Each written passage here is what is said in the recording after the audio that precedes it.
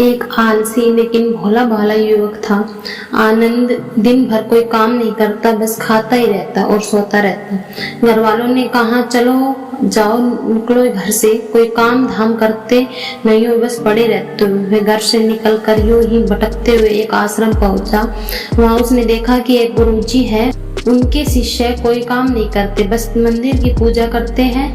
उसने मन में सोचा यह बढ़िया है, कोई काम धाम नहीं, बस पूजा ही तो करना है। गुरुजी के पास जाकर पूछा क्या मैं यहाँ रह सकता हूँ?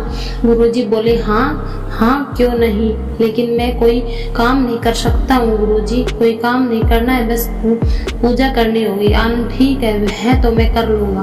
अब आनंद महाराज आश्रम में रहने लगे, ना कोई काम ना कोई धाम, बस सारा दिन खाते रहो और प्रभु भक्ति में भजन गाते रहो। महीना भर हो गया, फिर एक दिन आई एकादशी। उसने रसोई में जाकर देखा खाने की कोई तैयारी नहीं थी। उसने गुरुजी से पूछा आज खाना नहीं बनेगा क्या? गुरुजी ने कहा नहीं, आज तो एकादशी है, तुम्हारा भी उपवास है। उसने कहा नहीं, अगर हमने उपवास कर लिया तो कल का दिन ही नहीं देख पाएंगे। हम नहीं कर सकते उपवास, हमें तो भूख लगती है, आपने पहले क्यों नहीं बताया? गुरुजी ने कहा ठीक है तुम ना करो उपवास, पर खाना भी तुम्हारे लिए कोई नहीं बनाएगा, तुम खुद बना लो। मरता क्या न करता गया रसोई में। गुरुजी फिर आए, देखो अगर तुम खाना बना लो तो राम जी को भोग जरूर लगा देना और नदी के उस पार जाकर बना लो रसोई। ठीक है। लकड़ी, आटा, तेल, घी, सब्जी लेकर आनंद महाराज चले गए। जैसा तैसा खाना भी बनाया, खाने लगा तो याद आया गुरुजी ने कहा था कि राम जी को भोग लगाना है। फिर भजन गाने लगा, आओ मेरे राम जी भोग लगाओ जी प्रभु, राम आइए श्री राम आइए, मेरे भोजन का भोग लगाइए। कोई ना आया तो बेचैन हो गया कि यहाँ तो भूख लग रही है और राम जी आ ही नहीं रही। भोला मानस जानता नहीं था कि प्रभु साक्षात तो आएंगे ही नहीं, पर गुरुजी की बात मानना जरूरी है। फिर उसने कहा देखो प्रभु राम जी, मैं समझ गया कि आप क्यों नहीं आ रहे हैं। मैंने रूखा सूखा बनाया है और आपको तरमाल खाने की आदत है, इसलिए नहीं आ रही है। तो सुनो प्रभु, आज वहाँ भी कुछ नहीं बना है, सबकी एकादशी है, खाना तो है, भोग ही खा लो। श्री राम अपने भक्त की सरलता पर बड़े मुस्कुराए और माता सीता के साथ प्रकट हो गए। भक्त असमझ में गुरुजी ने तो कहा था कि राम जी आएंगे, पर यहाँ तो माता सीता भी आई है और मैंने तो भोजन बस 2 लोगों का बनाया है। चलो कोई बात नहीं, आज इन्हें ही खिला देते हैं। बोला प्रभु मैं भूखा रह गया, लेकिन मुझे आप दोनों को देखकर बड़ा अच्छा लग रहा है, लेकिन अगली एकादशी पर ऐसा न करना, पहले बता देना कि कितने जन आ रहे हो और हाँ थोड़ा जल्दी आ जाना। राम जी उसकी बात पर बड़े मुदित हुए, प्रसाद ग्रहण करके चले गए। अगली एकादशी तक यह भोला मानस सब भूल गया। उसे लगा प्रभु ऐसे ही आते होंगे और प्रसाद ग्रहण करते होंगे। फिर एकादशी आई, गुरुजी ने कहा मैं चला अपना खाना बनाने, पर गुरुजी थोड़ा ज़्यादा अनाज लगेगा। वहाँ 2 लोग आते हैं। गुरुजी मुस्कुराए, भूख के मारे बावला है, ठीक है ले जा और अनाज ले जा। अब की बार उसने 3 लोगों का खाना बनाया। फिर गुहार लगाई, प्रभु राम आइए, सीता राम आइए, मेरे भोजन का भोग लगाइए। प्रभु की महिमा भी निराली है। भक्त के साथ कौतुक करने में उन्हें ही भी बड़ा मजा आता है। इस बार वे अपने भाई लक्ष्मण, भरत, शत्रुघ्न और हनुमान को लेकर आ गए।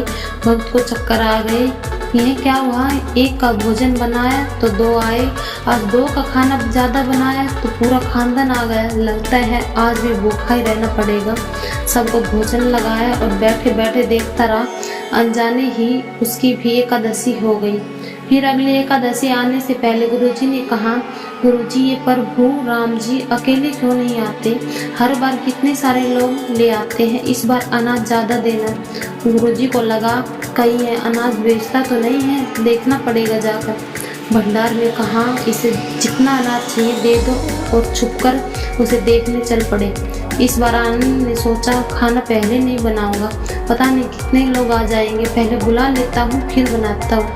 फिर टेर लगाई, प्रभु राम आइए, श्री राम आइए, मेरे भोजन का भोग लगाइए। सारा राम दरबार मौजूद। इस बार तो हनुमान जी भी साथ आए, लेकिन यह क्या प्रसाद तो तैयार ही नहीं है। भक्त ठहरा भोला भाला, बोला प्रभु इस बार मैंने खाना नहीं बनाया। प्रभु ने पूछा क्यों? बोला मुझे मिलेगा तो नहीं, फिर क्या फायदा बनाने का, आप ही बना लो और खुद ही खा लो। राम जी मुस्कुराए, सीता माता भी गदगद हो गई। उसने मासूम जवाब से लक्ष्मण जी बोले क्या करे प्रभु, प्रभु भोले भक्त की इच्छा है, पूरी तो करनी पड़ेगी, चलो लग जाओ काम से। लक्ष्मण जी ने लकड़ी उठाई, माता सीता आटा छानने लगी। भक्त एक तरफ बैठकर देखता रहा। माता सीता रसोई बना रही थी तो कई ऋषि मुनि यज्ञ गंधर्व प्रसाद लेने आए। इधर गुरुजी ने देखा खाना तो बना नहीं, भगत एक कोने में बैठा है। पूछा बेटा क्या बात है, खाना क्यों नहीं बनाया? बोला अच्छा किया गुरुजी आप आ गए, देखिए कितने लोग आते हैं प्रभु के साथ। गुरुजी बोले मुझे तो कुछ नहीं दिखाई, मुझे तो कुछ नहीं दिख रहा तुम्हारे और अनाज के सिवा। भक्त ने माथा पकड़ लिया, एक तो इतनी मेहनत करवाते हैं प्रभु, भूखा भी रहते हैं और ऊपर से गुरुजी को दिख भी नहीं रहे, यह और बड़ी मुसीबत है। प्रभु ने इससे कहा आप गुरुजी को क्यों नहीं दिख रहे हैं? प्रभु बोले मैं उन्हें नहीं दिख सकता। बोला क्यों? वे तो बड़े पंडित हैं, ज्ञानी है, विद्वान है, उन्हें तो बहुत कुछ आता है, उनको क्यों नहीं दिखते आप? प्रभु बोले माना कि उनको सब आता है पर वे सरल नहीं है तुम्हारी तरह, इसलिए उनको नहीं दिख सकता। आनंद ने गुरुजी से कहा गुरुजी प्रभु कह रहे हैं आप सरल नहीं हैं, इसलिए आपको नहीं दिखेंगे। वह गुरुजी रोने लगे, वाकई मैंने सब कुछ पाया पर सरलता नहीं पा सका तुम्हारी तरह, और प्रभु तो मन की सरलता से ही मिलते हैं। प्रभु प्रकट हो गए और गुरुजी को भी दर्शन दिए। इस तरह एक भगत के कहने पर प्रभु ने रसोई भी